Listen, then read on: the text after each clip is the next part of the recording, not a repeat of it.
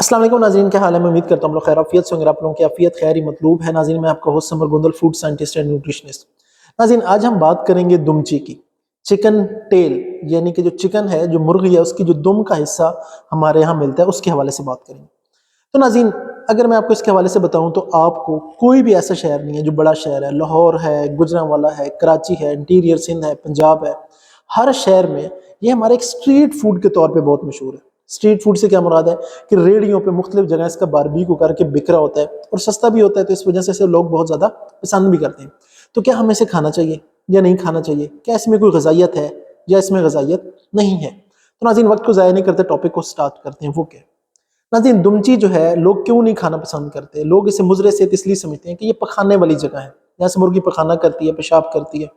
तो क्या जो पखाने में जरासीम होते हैं वो इसमें मौजूद होते हैं? तो नाज़रीन, बिल्कुल मौजूद होते हैं, इसमें कोई शक नहीं है। क्या वो सिर्फ इसी भी मौजूद होते हैं, कहीं और भी? नाज़रीन, वो आपकी कलेजी में भी मौजूद होते हैं, वो पोटा जो लोग खाते हैं उसके अंदर भी मौजूद होते हैं। जब उसे साफ किया जाता है, वो जो जगह है, कटिंग बोर्ड है, जो लकड़ी का टुकड़ा है जिसके ऊपर काट रहा है, वो जो टोका या छुरी इस्तेमाल कर रही है, वो तो हर एक पे जरासीम मौजूद है। तो उससे क्या होता है, उन्हीं हाथों से वो कर रहे होते हैं, वो कौन सा उनको सैनिटाइज कर रहे हैं, वो बैक्टीरिया तो ए टू ज़ी हर जगह मौजूद है।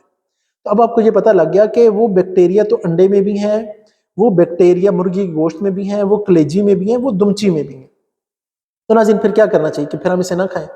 नाज़रीन, मैं अब आपको बताता हूँ कि अगर आपने इसे खाना है। अच्छा, मैं यहाँ एक बड़ी इंपॉर्टेंट साइंटिफिक रिसर्च शेयर करना चाह रहा हूँ। लोग समझते हैं कि अंडा क्रैक होगा तो वो पखाने में जो जरासीम है कौन कौन से हैं, सल्मोनेला है, कैम्फिलोबैक्टर है, क्लॉस्ट्रीडियम परफरिंजेंस है, वो फिर अंदर जाएंगे जब क्रैक होगा। नहीं नाज़रीन, ये देख लें, ये मैं साइंटिफिक रिसर्च शेयर कर रहा हूँ। वो बैक्टीरिया जो अंडे के अंदर बारीक बारीक सुराख होते हैं, वो बेशक क्रैक ना हो, टूटा हुआ ना हो, तो भी अंदर चले जाते हैं। तो फिर नाज़रीन, हमें दुमची के हवाले से क्या करना चाहिए? बहुत आसान सी बात है। आप इसे अच्छे से पानी से वॉश करें और फिर आपने क्या करना है, इसे पानी में डाल के 3 से 4 मिनट बॉयल कर लें।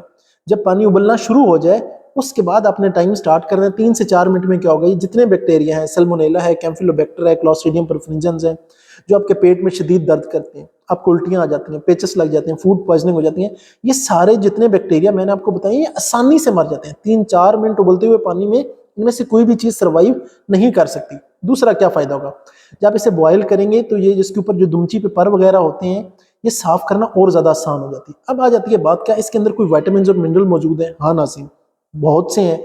इसमें अच्छी अमाउंट में सेलेनियम मौजूद है, फास्फोरस मौजूद है, विटामिन B6 मौजूद है, जिंक मौजूद है और एक अच्छा सोर्स ऑफ प्रोटीन भी है। तो अगर मैं अपनी इस पे राय दूं तो मैं आपको क्या कहूँगा नाज़रीन, ये एक सस्ता सोर्स है, एक अच्छा प्रोटीन का।